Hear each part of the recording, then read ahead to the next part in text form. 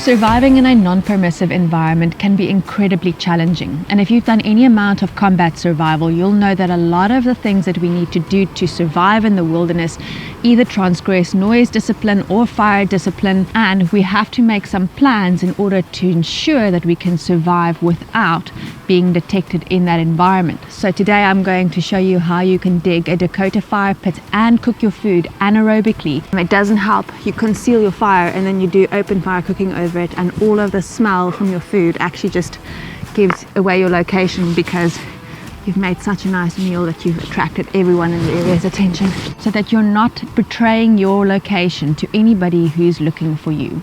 I'm Clarice, welcome to the Live Ready channel.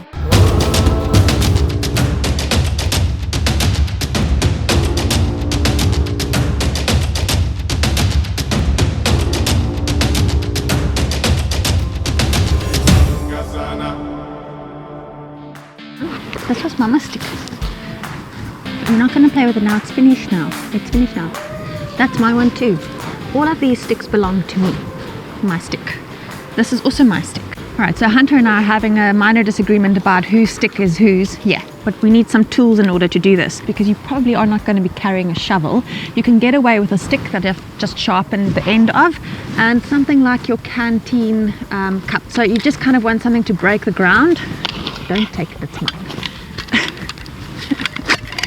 And something to scoop dirt with. Often you can determine what the prevailing wind direction is in the area by looking at the growth of the trees or the plants, and that's going to give you an idea of where to start. And you also want to consider how you're going to build your shelter around this fire pit. So I've got a tree over here and I've got some trees over there, so I can easily set up a tarp shelter behind myself. This is my wind direction for today, and what I'm going to do is I'm going to dig two holes. So one going straight down, pretty much where I'm sitting up. Chose that spot over there, and another hole coming into that. So I've got a vertical hole and I've got a diagonal hole, and the two meet at the bottom. The entry of my diagonal hole, okay, has to be upwind. So I want the wind to blow into my diagonal hole to fuel my fire. So we still have to feed our fire according to the fire triangle, so we fall back on our survival principles. Because it is an underground fire, I need to supply ventilation. You can start with any side you want, but probably the best is to try and dig your vertical hole first, because that's going to give you an idea of whether you're digging on a rock or something like that, because you don't want to do that. Alright, so I'm going to use my sharp end. You can sharpen this side also, and then it kind of works as a shovel for you, and it's just to loosen the soil. This is going to be interesting. If you have nice loamy clay-like soil, then it's going to hold your fire pit together better. This you can see is quite sandy, so I'm actually going to have to dig quite deep down in order for this to hold, and there are some rocks. It's important to note also that if you dig a hole through the roots of a tree, you can actually start a root running fire, which is not something you want to do, because you don't want to set the whole forest on fire. Right, and the top of this pit, you actually want it to be quite narrow. Rock. Okay, reasons why we have tools: don't injure your hands in a survival situation. I've got some rocks here.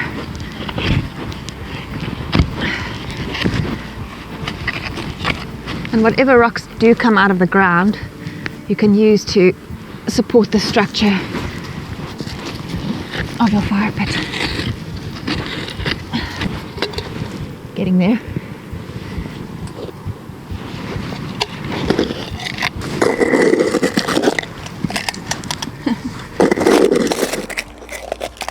Structurally, the deeper your hole is, the less likely it is that your conduit hole is going to collapse.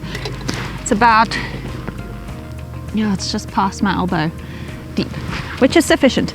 I'm actually quite grateful for all the rocks in the soil, because it means that my hole is less likely to collapse. Right, so if my prevailing wind direction is from here, then I can sort of angle in here. I just need a tunnel, a small hole. It's just a vent, doesn't have to be massive.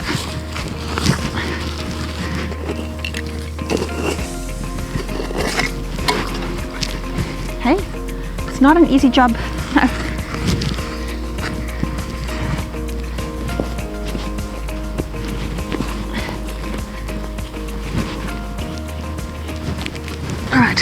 I've gotten out my glove because in some instances it's really just easier to use your fingers, but I'm making good way here. It's just all these rocks that I need to loosen. They're a bit of a challenge. I've been digging in the ground with this stick and it's gotten all blunt, so I'm just sharpening it again. And you can go ahead, make yourself a sharp stick. Even God said to the Israelites in Deuteronomy 23:13, he said, make for yourselves a digging stick or have a digging tool in your equipment. Of course, that was a digging tool for a whole different purpose than what we're doing today. The short and the long of it is, he is a God of practicality. Right, I think this is sharpened enough. From all the rocks down here, it's gotten kind of blunted, and it kind of helps to have the fork at the end. Oh, that should be just about through, because I can loosen the rocks with that, sort of pry them loose. Alright. Okay, I think we're doing well here. Okay, so I have been digging for the better part of probably 40 minutes now. There are so many rocks under here. Look at this. This is what I'm like digging against, and I've just gotten through to the other side here. Let's see if I put a thin stick through. It does actually go through. And sometimes having like a thinner stick can just help you to actually break through like the hard rocky soil. Come here, come here. Here, good, thank you. And there is quite a bit of roots under here also. I'll remove the majority of them before I make a fire here, because there is a risk of root running fires if you do set the roots on fire. And being in a forest, the last thing you want is to set the forest on fire, because that really is going to give away your location and the fact that you are in the area. And whatever roots I can't actually pull out, I'm just going to cut away with my knife. I'm now going to clad the inside of my fire pit with rocks. This does two things. One, it provides structural support. Because it's sandy soil, it's going to keep falling down. So what I want to do is I just want to make sure that my fire pit remains intact. That's one. And then the other thing is it also protects any exposed roots a little bit more from the fire. So let's continue cladding it. Remember, if you are going to use stones in a fire pit or in a fire at all, if you take them from a water source like a river, you're going to end up seeing those rocks split a whole lot faster, because rocks do actually absorb water from a river or from water sources, and the water will expand inside the rock, and then it will be more likely to split if you got it from a water source. So preferably use rocks from the forest floor. There is of course one other advantage to having rocks around your fireplace, is that they retain heat from your fire really well. And so if you're sleeping next to your fire pit, then what ends up happening is you stay warm for longer. Alright, let me balance this one out. Right. Anaerobic cooking goes hand in hand with the Dakota Fire Pit. It doesn't help. You conceal your fire and then you do open fire cooking over it, and all of the smell from your food actually just gives away your location, because you've made such a nice meal that you've attracted everyone in the area's attention. Alrighty, for anaerobic cooking, I've got a tin, normal cake tin, and that's going to fit just nicely on top of my fire pit. Generally speaking, leaves, grass, and anything that's been on the ground that's gotten wet is going to smoke the most. So you see, I keep my tinder bundle quite small. This is just some grassy bits from the area. Leaves don't burn very well anyhow, so just avoid leaves and completely. And then the sort of fingerlings that I've gotten are without bark, because bark also tends to have a bit more moisture in it, so it lets off a lot more smoke. And you see, I don't have a lot of things here because I'm going to feed this fire really slowly. If you start off with a big fire, then you've got a whole lot of things that need to smoke out first. You can get a flame, but try not to let that fire get completely out of control. Start it small, just feed it until you've got a nice bit of embers. And a little bit of fatwood shavings, just some resin from one of the pine trees.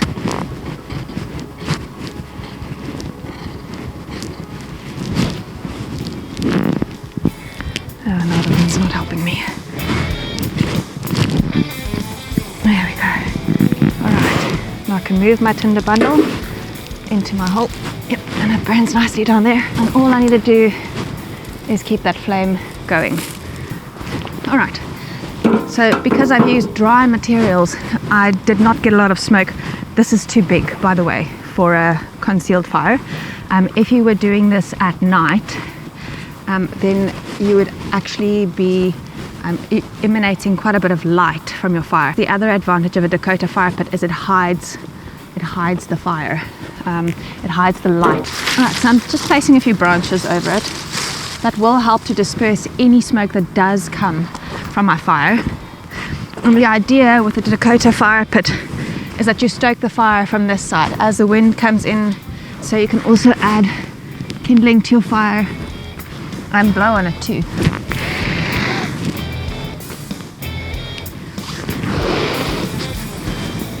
Also a reason why you need to make this part big enough is so that you can access your fire from this side. There we go.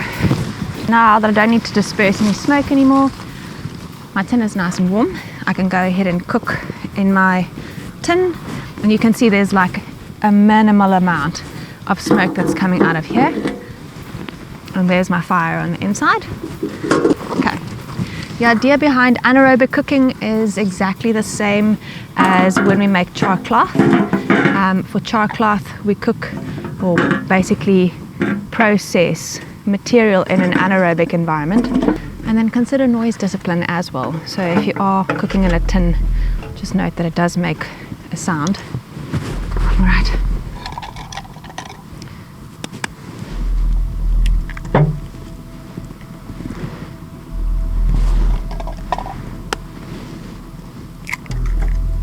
Oh, got an eggshell in there.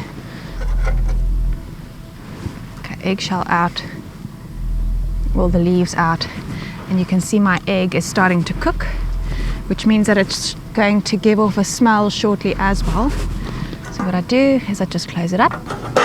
Remember, if you are doing this, closing it up means you're also retaining all of the moisture from that food inside the tin. So if you're cooking something like bread, it's going to be more moist than usual. But having closed my tin, all of the scent from my food is now going to be retained inside my tin, and nobody's going to smell my food cooking. Of course, when I take it off the fire, I need to allow it to cool completely before I open it up. Otherwise, those scent molecules are just going to be up. Depending on how worried I am about smoke or smell, I can also go and close up all these holes and make it like a really tight space. If you have nice clay like soil in the environment, you can use the clay to build like a nice little entry point for your fire pit. I've just used some rocks. I'm not really worried at all, but it is good to consider that the more closed this is, the less smoke there's going to be, and the less light is going to be emitted from your fire as well, thereby allowing less chance for anybody to actually notice your presence. And this rock is actually quite nice and warm. So if I go and build my shelter here now, then I'm going to have the heat from this fire heating the rocks, and I'm going to have a nice warm shelter also. You can also use a big rock like this one, or even a fire reflector that you can build. You can use anything to build it. Literally the heat from this fire just gets turned away from whatever reflector you build here. So if my shelter is over here and I put a whole bunch of logs on this side over here, then all of the heat from the fire is going to track into my shelter, or is going to be directed into my shelter, and I'm going to stay nice and warm tonight. For all my hard work, I now have a cooked meal. So I've allowed my eggs to cool down completely. Okay. And you can see that it's completely cooked onto the bottom of my tin. So now I can go ahead and eat my meal. It's cooled down completely, so there's no scent coming from it. And that is how you can make a complete fire pit. Make a fire, cook your food on a fire, and keep warm overnight without being detected. Are you hungry? Did you want some egg too? If you found value in this video, remember to hit like and subscribe. Follow me on social media. There's plenty of the everyday live ready stuff that goes onto TikTok and on Instagram and on all the other social pages. And until the next time, live ready. Scramble. You want some? Eggs.